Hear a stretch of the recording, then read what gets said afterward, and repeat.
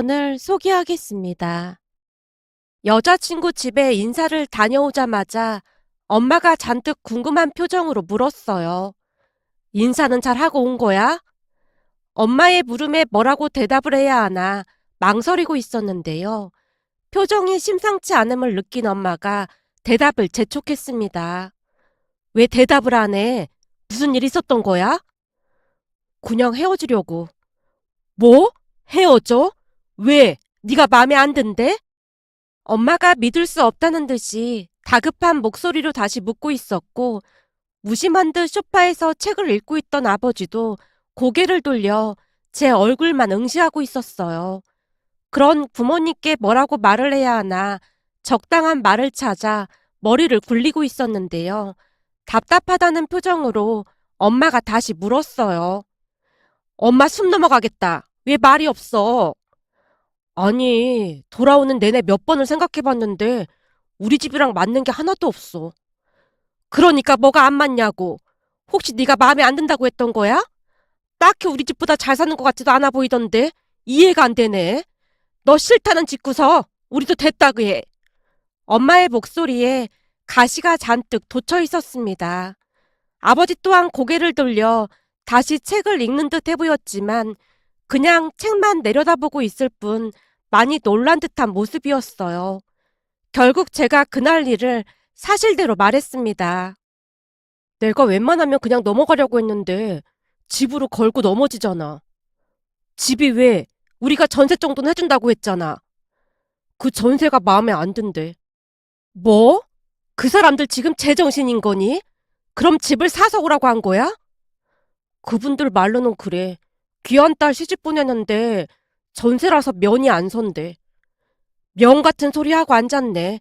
그래서 자기들은 혼수를 얼마나 해올 수 있다는데 내가 알기로는 민주가 벌어놓은 돈이 3천만 원도 안 된다고 들었는데 우리가 집을 해가면 혼수해올 돈은 있고 진짜 기가 막혀서 말이 안 나오네. 무슨 그런 날강도 같은 사람들이 다 있다니. 엄마의 목소리가 끝도 없이 올라가고 있었어요. 그래서 그냥 헤어지려고. 내일 민주 만나서 헤어지자고 하려고. 오늘 끝장을 내고 오지. 뭐 한다고 다시 만나. 그래도 2년을 넘게 만났는데 마무리는 잘해야지.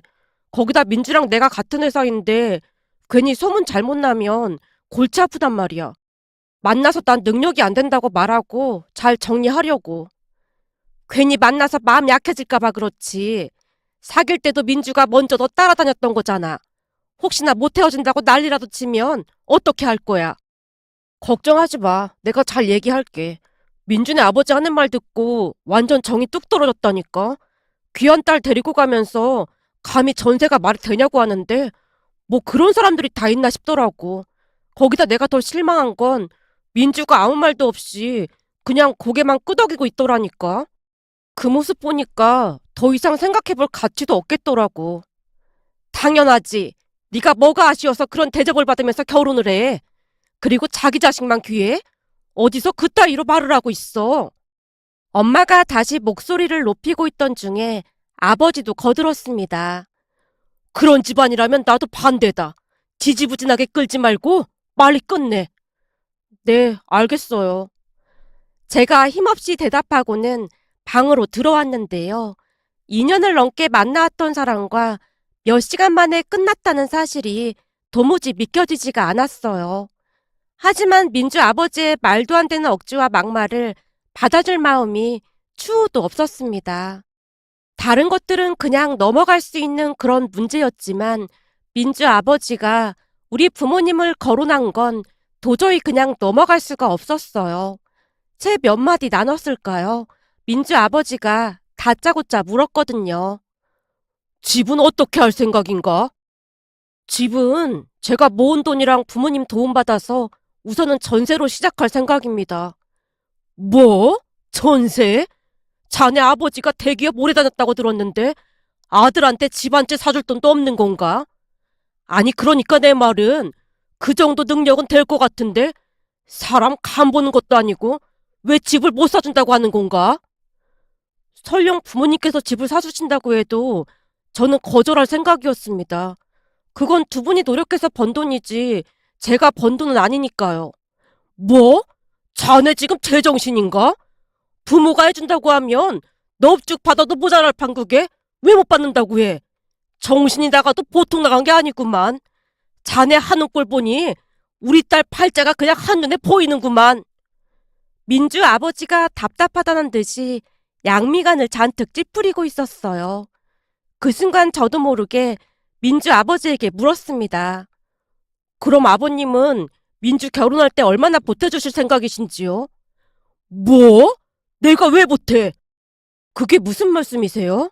그럼 우리 부모님께서 집 사주시는 건 당연한 거고 민주는 그냥 빈손으로 보내겠다는 말씀이신가요? 우리 민주가 왜 빈손이야? 삼천이나 모았는데. 아버님, 혹시 요즘 서울 집값이 얼만지 알고는 계시는지요?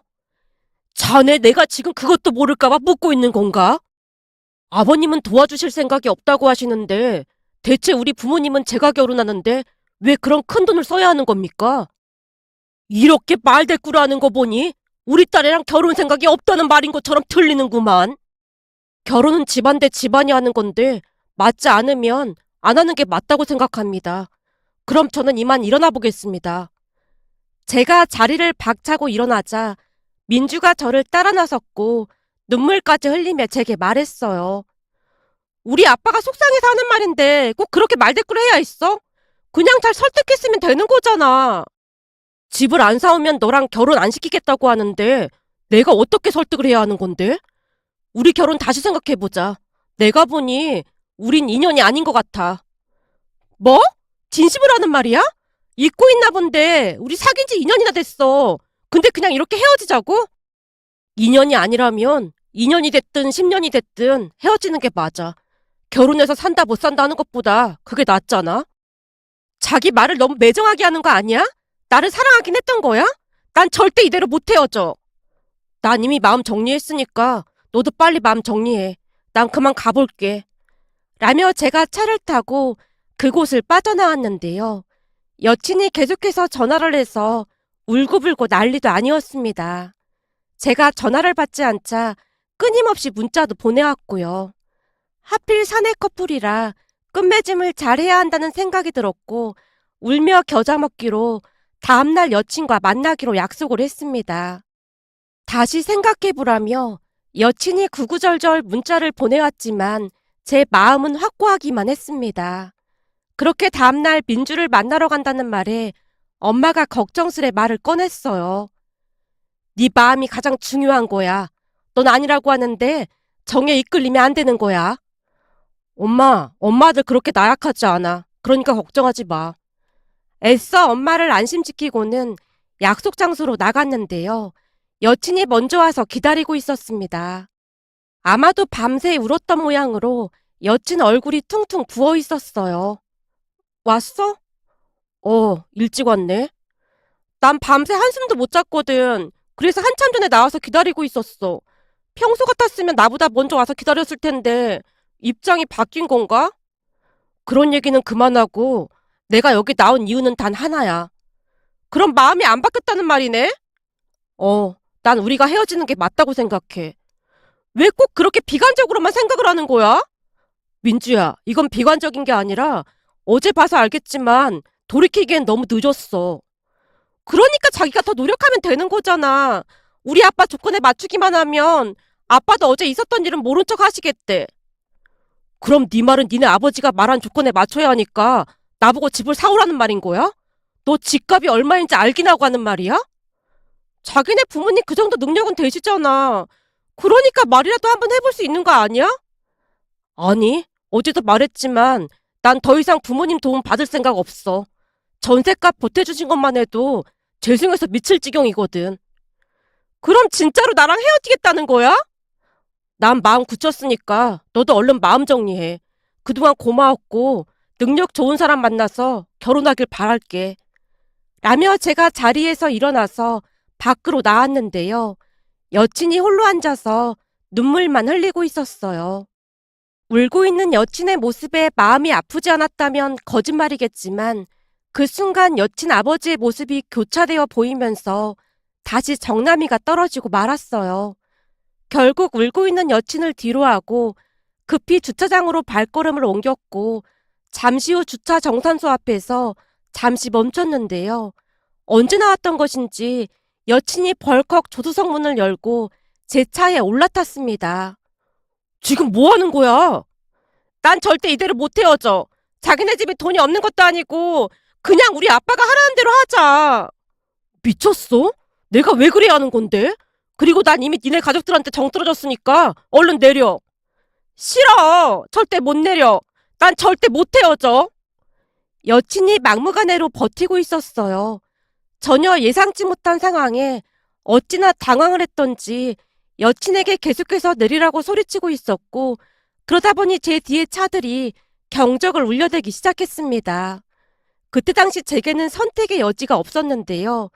기회를 봐서 차를 세우고 여친을 끌어낼 생각을 한 채 거칠게 엑셀을 밟았습니다. 하지만 그때 저는 무조건 그 자리에서 여친을 끌어냈어야 했습니다.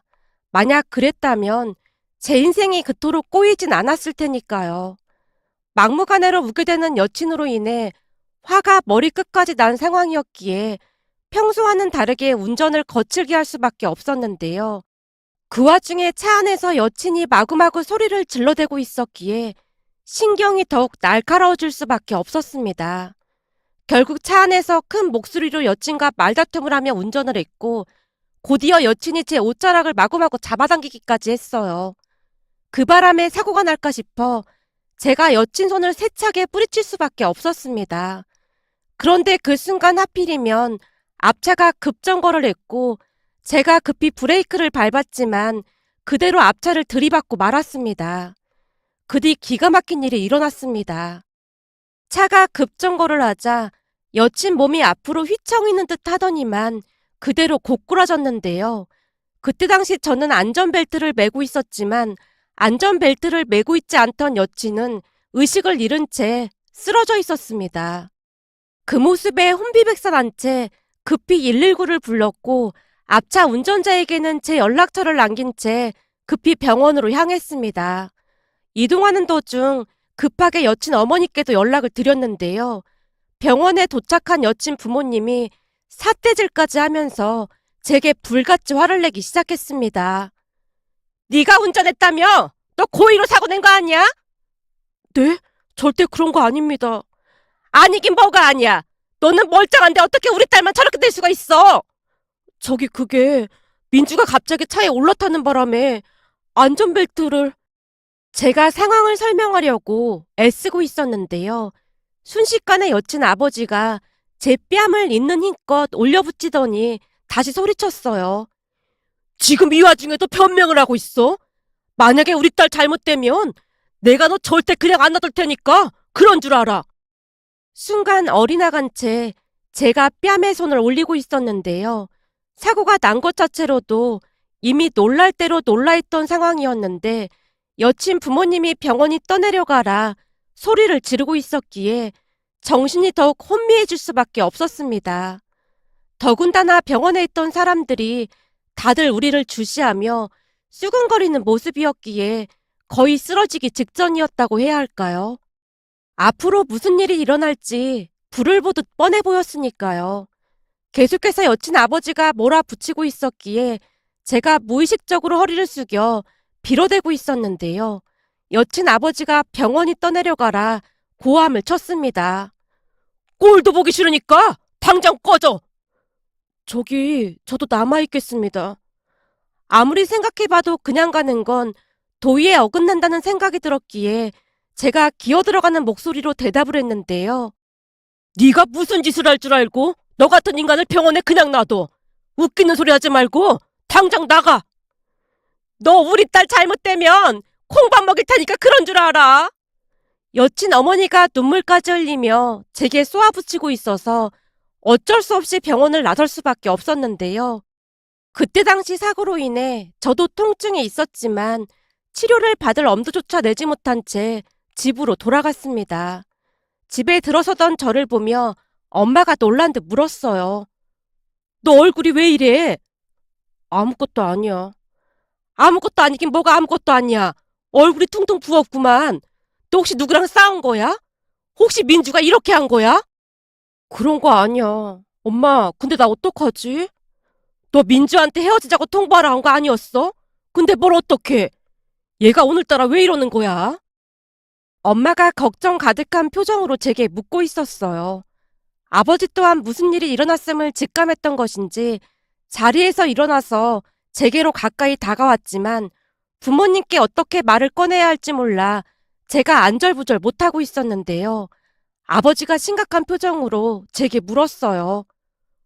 너 무슨 일이야? 엄마 아버지가 옆에 있으니까 걱정하지 말고 사실대로 말해봐. 엄마 아버지 정말 죄송합니다. 부모님께 죄송한 마음과 함께 놀랐던 마음이 그제서야 표출이 된 듯 눈물이 비 오듯 쏟아지고 있었습니다. 평소 워낙 밝은 성격인지라 부모님도 많이 놀란 모습이었고 엄마가 최대한 차분한 목소리를 유지하려 노력하며 제게 다시 물었어요. 괜찮으니까 걱정하지 말고 차근차근 말해봐. 무슨 일이 있음 엄마 아버지가 다 해결해 줄 테니까. 결국 제가 손등으로 눈물을 닦아낸 채 그날 있었던 일에 대해 사실대로 말을 했고 제 말을 들으면 들을수록 부모님의 표정이 굳어져 가고 있었습니다. 그러니까 네가 운전을 하다가 사고가 났는데 민주가 지금 병원에 있다는 말인 거네? 내가 내리라고 몇 번이나 말했는데 듣지를 않았어. 거기다 운전하는데 내 소매까지 자꾸 늘어지는 바람에 위험한 상황이어서 내가 민주를 밀치다가 그만 사고까지 났어. 지금 민주 상태는 어떤데? 모르겠어. 근데 민주가 안전벨트를 안 하고 있어서 머리를 좀 다친 것 같아. 뭐? 머리를? 그럼 거기에 있어야지 그냥 오면 어떡해? 그게 민준의 부모님이 잔뜩 화가 나서 당장 나가라고 해서 있을 수가 없었어. 말을 하는 내내 묵묵히 듣고만 있던 아버지가 조용히 입을 열었어요. 민주 아버지, 전화번호 좀 줘봐라. 내가 통화 한번 해보마. 근데 지금 화가 많이 나 있는 상태라. 그래도 연락은 해봐야지. 라며 아버지가 민주 아버지 전화번호를 받아 적고는 급히 전화를 하는 모습이었습니다. 그리고 역시나 민주 아버지가 우리 아버지에게 갖은 모욕적인 말을 하고는 전화를 끊었고요. 그렇게 다음날 부모님과 함께 병원을 찾았는데요. 민주를 만나보기는커녕 민주 부모님이 욕설까지 하면서 내쫓았습니다. 그럼에도 불구하고 저는 계속해서 병원을 찾아갔지만 여전히 병실 안에는 들어가지도 못하고 쫓겨나기 일쑤였습니다. 그렇게 얼마나 지났을까요? 어느 날 민주 어머니에게 만나자는 연락이 와서 부랴부랴 약속 장소로 나갔는데요. 그날 민주 어머니 입에서 충격적인 말이 새어나왔습니다. 너 지금 우리 딸이 어떻게 됐는지 알기나 해? 민주 아빠도 따라 나온다고 하는 걸 내가 가까스로 말렸어. 민주 아빠가 여기 왔으면 너 오늘 성한 몸으로 집에 못 돌아갔어. 민주 어머니가 앞에 놓은 음료수를 벌컥벌컥 들이키고 있었습니다. 정말 죄송합니다. 민주는 지금 어떤가요? 큰 사고가 났는데 좋을 리가 있겠어? 그건 그렇고 너 이제 어쩔 거야? 그렇잖아도 부모님이랑 상의를 해봤는데 병원비랑 치료비는 우리 쪽에서 전부 지원하도록 하겠습니다. 뭐? 병원비랑 치료비? 너 지금 나랑 장난하자는 거야? 네? 그게 무슨 말씀이세요? 지금 너 때문에 우리 민주 눈이 실명이 됐는데 뭐? 병원비로 퉁치겠다고? 지금 이게 말이 되는 소리야? 네? 실명이요? 의사 말이 그날 사고로 지금 실명됐다고 하는데 돈만 지워주고 모른 척 하겠다고? 뭐 이런 인간이 다 있어. 앞으로 우리 민주는 회사를 못 다니는 건 말할 것도 없고 평생 혼자 살아야 하는 판국인데 병원비랑 치료비로 끝내겠다고? 죄송합니다. 그동안 민주 상황에 대해 말씀을 안 해주셔서 실명까지 됐는 줄은 정말 몰랐습니다. 그냥 매사가 핑계만 대고 있네. 너 같으면 자식이 실명됐다고 하는데 막 떠들고 다니고 싶겠어? 대체 가정교육을 어떻게 받았으면 이따위로 말을 할 수가 있어? 여친 어머니가 다시 노발대발하고 있었는데요. 딸이 실명이 됐으니 충분히 그럴 수 있다는 생각이 들었기에 제가 손이 발휘되도록 빌어대고 있었습니다. 그 순간 여친 어머니가 곁눈질로 저를 노려보며 몰아붙이듯 말을 꺼냈어요.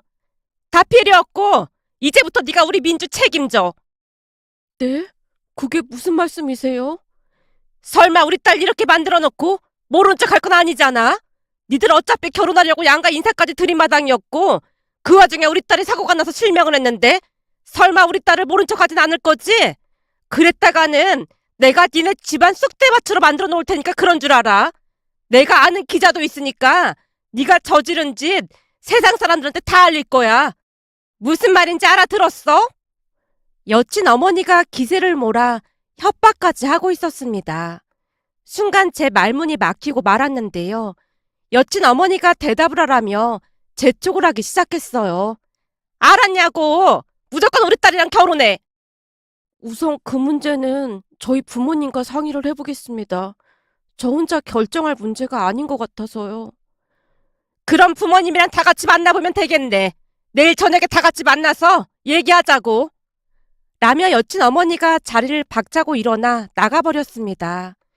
여친 어머니가 나가는 모습을 한동안 지켜만 보다가 집에 돌아와서 부모님과 상의를 했는데요. 부모님의 얼굴이 말이 아니었습니다. 그쪽 부모 심정이 이해가 안 되는 건 아니지만 그렇다고 결혼하게 되면 네가 참 힘들어질 텐데. 그래도 어쩔 수 없잖아요. 저 때문에 그렇게 된 건 맞으니까요. 사실 저도 민주 모른 척하고 헤어지면 죄책감 때문에 너무 힘들 것 같아요. 제 잘못이니까 제가 짊어지고 가는 게 맞는 것 같아요. 제가 힘겹게 말을 하며 부모님을 설득했습니다. 그 뒤 부모님까지 만나서 대화를 했고 결국 저는 여자친구와 결혼을 하기로 약속을 했습니다. 여친이 퇴원을 하고 난 뒤 우리 부모님께 찾아오기도 했는데요. 눈물까지 흘리며 부모님께 죄송하다고 말을 했어요. 정말 죄송합니다.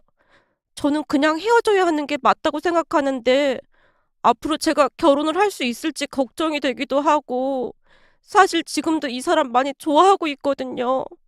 그래서 염치불구하고 결혼하기로 마음먹었습니다. 비록 제가 눈이 안 보여서 불편한 게 많긴 하지만 극복해 보도록 노력하고 또 노력하겠습니다. 아니다. 이렇게 된 마당에 잘잘못을 따질 필요가 뭐가 있겠니? 근데 눈은 전혀 안 보이는 거니? 네, 그냥 희미하게 불빛만 보이는데 그냥 안 보인다는 말이 맞을 것 같습니다. 그나저나 네가 힘들어서 큰일이구나. 엄마가 심란한 표정으로 여친을 위로하고 있었는데요. 여친 또한 최대한 예의를 갖추려 노력하는 모습이었습니다. 그런 여친의 모습에 저도 다시 마음을 다잡으려고 노력했어요. 그런데 그때부터 여자친구 부모님이 시커먼 속내를 드러내기 시작했습니다. 서울에 집을 사서 오는 건 물론이고 혼수조차도 우리에게 책임을 지라고 했으니까요. 어느 날 여친 어머니가 제게 명령하듯 말을 꺼냈어요. 자네도 알다시피 우리 딸 병원비도 많이 들어갔잖나. 물론 자네 집에서 해준다고 했지만 우리 딸 병원비로 장사하는 것 같은 느낌이 들어서 그냥 우리가 처리했던 거야. 그래서 말인데 집 문제랑 혼수는 자네가 알아서 해줄 거라 믿겠네. 내 말 무슨 말인지 알아들었지? 그때 우리가 말했던 대로 집은 물론 사주는 거겠지. 우리 딸 눈까지 이렇게 됐는데 앞으로 자네 혼자 벌어서 어느 세월에 집을 살 수 있겠나? 그리고 집 명의도 말일세. 우리 딸 명의로 했으면 하는데. 라며 여친 어머니가 곁눈질로 제 눈치를 보다가는 다시 말을 꺼냈어요. 우리가 속물 같다고 느껴질 수도 있겠지만 자네도 잘 생각해보게나. 지금 우리 딸이 이렇게 된 마당에 집이라도 우리 딸 명의로 되어 있어야 조금은 안심이 될 게 아닌가. 그러니까 오해는 하지 말라 그 말이야. 자네도 자식 낳아서 키워보면 우리 심정 충분히 이해가 될 거야. 우선은 저희 부모님과 상의해보고 다시 말씀드리겠습니다. 라며 제가 힘겹게 대답을 한 뒤 집으로 돌아왔고 부모님과 상의를 했는데요. 여친 부모님의 조건이 마음에 들지 않는 모양으로 엄마가 짜증스레 말을 꺼냈어요. 뭐 딸 가지고 장사하는 것 같아서 병원비를 청구 안 했어? 아주 웃기는 사람들이네. 내가 보기엔 지금 건수 하나 잡았다 그런 것 같아. 그래도 어쩌겠어. 자식이 그렇게 됐다는데 민주 부모님 입장에서야 당연한 거 아니겠어. 되도록이면 그냥 다 맞춰주자고. 아버지가 긴 한숨을 내쉰 채 자리를 피하는 모습이었습니다. 두 분의 모습을 지켜보면서 큰 불효를 저지른 것만 같아서 돌덩이를 얹어놓은 것 마냥 마음이 무겁기만 했습니다. 결국 그렇게 결혼 준비를 시작했는데요. 결혼을 앞둔 부모님의 표정이 말이 아니었지만 제 앞에서 내색하지 않으려 노력하는 모습이었습니다. 그러던 어느 날은 예비 장모님이 제게 아파트 몇 개를 정해주면서 그 아파트 중 하나로 했으면 좋겠다는 말을 했고 울며 겨자 먹기로 주말마다 부모님과 아파트를 보러 다녔는데요. 여친에게도 같이 다니자고 말을 했지만 여친이 시무룩한 표정으로 대답을 했어요. 눈도 안 보이는데 내가 가봤자 뭐 하겠어. 그냥 자기가 보고 선택하면 난 최종만 확인할게. 알았어. 그럼 부모님이랑 같이 가서 보고 와서 말해줄게. 근데 이번 주는 어디 아파트 보러 가는 거야? 엄마가 땡땡동 보러 가자고 하더라고. 제 말에 여친이 고개를 끄덕이더니 아파트를 보러 갈 때마다 어디로 가는지 궁금한 듯 묻곤 했습니다. 저는 그저 같이 가고 싶어서 그러는 것이라는 생각만 하고 말았고요. 그 뒤 부모님과 함께 예비 장모님이 정해준 아파트 몇 개를 보러 다녔는데요. 어느 날은 운전을 해서 한 공인중개사 앞을 지나가던 중 엄마가 창밖을 가리키며 놀란 듯 입을 열었어요. 저기 저 사람 민주랑 민주 어머니 아니니? 오, 맞네. 근데 민주가 여긴 웬일이지? 가서 인사해야겠다. 제가 차를 세우려던 찰나 엄마가 목소리를 낮추며 저를 말렸어요. 잠깐만 있어봐. 왜? 봤으면 인사를 해야지. 이런 데서 만나서 인사하면 아무래도 예비사돈이 불편해할 것 같아서 그래. 그러니까 그냥 모른 척하고 가만히 있어봐. 그럴 수도 있겠구나. 알았어. 그럼 우린 다른 공인중개사로 갈까? 아니, 잠깐만 기다려봐. 엄마가 두 사람을 뚫어져라 바라보느라 여념이 없어 보였습니다. 잠시 후 두 사람이 시야에서 사라지자마자 엄마가 차 문을 열고 두 사람이 나왔던 공인중개사로 들어가서 물었어요. 저기 죄송한데 방금 나갔던 사람들이 봤던 집이 어떤 집인지 볼 수 있을까요? 아, 지금 나갔던 모녀 말씀하시는 건가 보네요. 혹시 아는 분들이세요? 공인중개사 사장님이 약간은 당황스러운 표정으로 묻고 있었어요. 이런 우연이 또 있을까 싶은데 사실 예비 사돈이랑 예비 며느리더라고요. 그래서 이왕이면 두 사람이 마음에 들었다던 집으로 사면 좋을 것 같아서요. 정말요? 참 신기하긴 하네요. 지금 바로 볼 수 있는데 같이 가볼까요? 공인중개사 사장님이 반색을 한 채 급히 두 사람이 봤다던 아파트로 우리를 데리고 이동을 했는데요. 우리가 집을 사리라고 확신을 했던 모양인지 공인중개사 사장님이 쉴 새 없이 떠들어대기 시작했습니다. 세상에나 며느리감이 보통이 아니더라고요. 요즘 젊은 사람들은 대부분 물에 물 탄 듯 술에 술 탄 듯 하는 사람들이 많은데 나이도 젊은 사람이 아주 꼼꼼하고 그렇더라고요. 제가 보기에는 아주 1등 신부감입니다. 아, 그랬나요? 혹시 집을 보면서 우리 며느리가 마음에 안 든다고 했던 부분이 있었나요? 말도 마세요. 안방 벽 쪽이 약간 움푹 패인 곳이 있었는데 웬만하면 눈에 잘 띄지도 않거든요. 근데 어찌나 꼼꼼히 다 살펴보던지 싱크대에 흠집 있는 것도 찾아내더라니까요. 공인중개사 사장님 입장에서는 집을 팔아보기 위해 열심히 칭찬을 하고자 노력하는 것 같아 보였고 저 또한 아무런 생각 없이 열심히 듣고 있었는데요. 순간 엄마가 사색이 된 채 공인중개사 사장님께 다시 물었어요. 저기 그러니까 우리 며느리가 싱크대 흠집까지 일일이 말을 했다는 건가요? 예, 근데 그게 무슨 문제라도 되는 건가요? 혹시 그런 며느리감은 좀 별로여서 그런가요? 하긴 너무 까탈스러운 며느리는 좀 그렇긴 하겠지만 아무 생각 없는 사람들보다야 낫지 않을까요? 엄마의 얼굴이 새하얗게 질려있는 모습에 사장님이 많이 당황한 듯 해보였는데요. 엄마가 떨리는 목소리로 사장님에게 다시 물었습니다. 저기, 이건 그냥 물어보는 거니까 오해나지 말고 대답해 주셨으면 좋겠네요. 예, 괜찮으니까 말씀해보세요. 그게 지금 사장님께 들어보니 우리 며느리가 흠집까지 찾아냈다고 해서 하는 말인데요. 그럼 우리 며느리가 직접 눈으로 보고 말을 했다는 건가요? 당연하죠. 아주 그냥 집안을 샅샅이 다 확인하더라니까요. 그래서 말인데 혹시 우리 며느리 눈이 안 보인다거나 그런 것 같진 않던가요? 예? 눈이 안 보이다니요. 무슨 그런 농담을 하세요. 벽지 색깔까지 잘만 보던데요. 눈이 안 보이는 사람이 어떻게 그렇게 볼 수가 있겠어요? 거기다 내내 혼자서 다 둘러보고 그러던데 눈이 안 보이다니요. 순간 뭔가 이상하다는 생각이 들었던 것인지 사장님이 우리 눈치를 보며 입을 닫는 모습이었습니다. 그런 사장님에게 엄마가 다시 물었고요. 사장님, 정말로 우리 며느리 눈에 이상이 전혀 없어 보인 거죠? 그렇다니깐요. 혼자서 편의점에 뛰어가서 엄마 음료수도 사오고 그러던데 눈이 불편한 사람이 그렇게 할 수는 없는 거 아니겠어요? 사장님이 쐐기를 박듯 말을 쏟아내고 있었고 엄마가 그 자리에 털썩하고 주저앉는 모습이었습니다. 저 또한 그제서야 상황 파악이 된 채 손을 덜덜 떨고 있었는데요. 우리 모습의 사장님이 영문을 모른 채 많이 당황한 듯 명함 하나를 건네고는 급히 자리를 피하는 모습이었습니다. 그렇게 잠시 넋이나가 있던 엄마가 조용히 입을 열었습니다. 넌 가서 민주 데리고 와.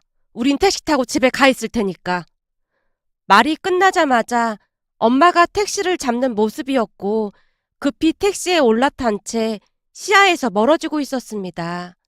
부모님이 멀어지는 모습을 보다가는 여친에게 전화를 해서 데리러 간다고 하자 해맑게 웃으며 대답을 하고 있었어요. 그 모습에 어찌나 소름이 끼쳤는지 모르겠습니다. 잠시 후 여친을 데리고 집에 들어가자마자 엄마가 여친을 앉혀놓고 물었습니다. 그동안 연기하느라 아주 고생했겠구나. 네? 연기라니요? 그게 무슨 말씀이세요? 우리가 곰곰이 생각해봤는데 많이 이상하긴 했어. 우리 아들이 병원 의사를 만난다고 해도 절대 못 만나게 하고 병실에는 들어오지도 못하게 했잖니? 근데 갑자기 실명이라니. 한마디로 우린 그게 사실인지조차도 확인을 못 해봤다 그 말이야. 하지만 설마 했다. 설마 그런 걸로 거짓말을 할 사람이 있겠나 싶었거든. 어머님, 그게 무슨 말씀이세요? 어디서 사기를 칠 게 없어서 실명을 했다는 사기를 칠 수가 있어. 너 지금 바른 대로 말 안 하면 네 부모랑 같이 사기죄로 고소할 테니까 그런 줄 알아. 아까 보니 지팡이도 없이 잘 도다니더구나.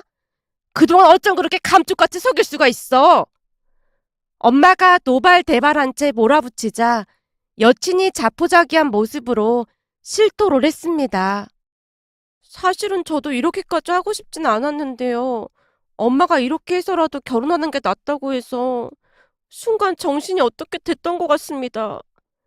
내가 도저히 이해가 안 돼서 그러는데 그럼 계속 안 보이는 척 하려고 했던 거니? 엄마가 기가 막히다는 표정으로 묻고 있었고 여친이 그동안 여친 부모님과 세웠던 계획을 자백하기에 이르렀는데요.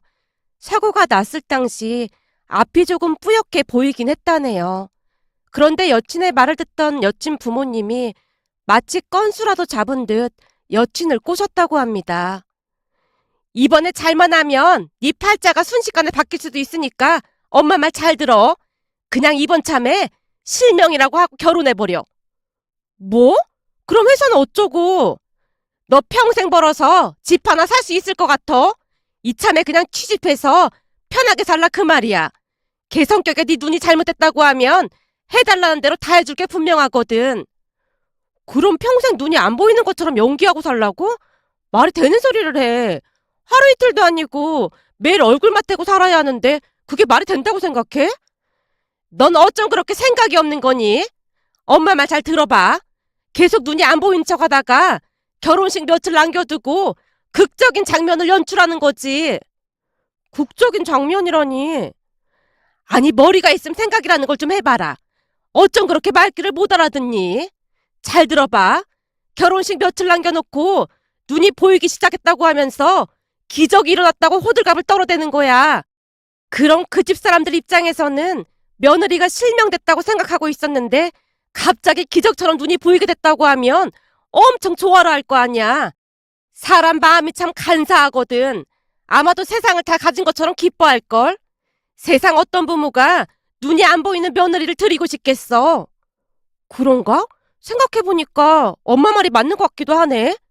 그러니까 넌 앞으로 엄마가 하라는 대로만 해. 라며 여친 어머니가 여친을 부추겼다고 합니다. 그러니까 우리가 아파트를 보러 다닐 때마다 어디로 갈 거냐고 물었던 것도 우리와 마주치지 않으려고 작정하고 그랬다고 합니다. 하지만 하늘이 도왔던 것일까요? 하필 그날 가기로 했던 아파트를 볼 수 없다고 해서 급하게 다른 아파트를 보게 됐던 건데 그곳에서 두 모녀를 마주하게 될 줄 누가 알았겠습니까? 여친의 말을 듣던 엄마가 분노한 채 소리쳤습니다. 어디 할 짓이 없어서 이런 사기를 치고 앉았어. 너 당장 니네 부모 이쪽으로 오라고 해. 부모님이 그토록 화를 내는 모습은 그날 처음 봤을 정도였습니다. 잠시 후 여친 부모님이 도착을 하자마자 엄마가 휴대폰을 꺼내서는 녹음됐던 것을 고스란히 들려줬습니다. 알고 봤더니 엄마가 증거자료로 여친이 말한 것들을 모조리 녹음까지 해놨더라고요. 엄마가 사기죄로 고소하겠다고 하자 여친과 여친 부모님이 울며불며 빌어댔어요. 결국 결혼식을 위해 예약했던 모든 것을 취소하기로 했고 그 부분에 대한 위약금을 여친 쪽에서 부담하기로 했습니다. 거기다 눈이 안 보인다며 회사까지 그만뒀기 때문에 난리가 난 듯 해보였고요. 제가 고소까지 하고 싶다고 난리를 쳤지만 엄마가 귀찮다는 듯이 말을 했습니다. 됐어. 우린 이대로 끝난 것만 해도 하늘이 도왔다고 생각하니까 그 인간들이랑 더 이상 얼굴 마주칠 생각도 하지 말고 빨리 끝내. 그 인간들 얼굴 보는 것만으로도 고역이 따로 없으니까. 엄마가 부들부들 떨며 소름 끼쳐 하는 모습이었습니다. 그 뒤 여친의 이야기가 회사에 소문까지 났고 회사가 발칵 뒤집어지기도 했습니다. 실명이 됐다는 사유로 퇴직을 하고 고용보험 시력급여를 받을 생각이었던 모양인데 의사가 실명이 됐다는 진단서를 써줄 리 만무했을 텐데 그렇게 무모한 짓을 했다는 게 도무지 이해가 되지 않았습니다.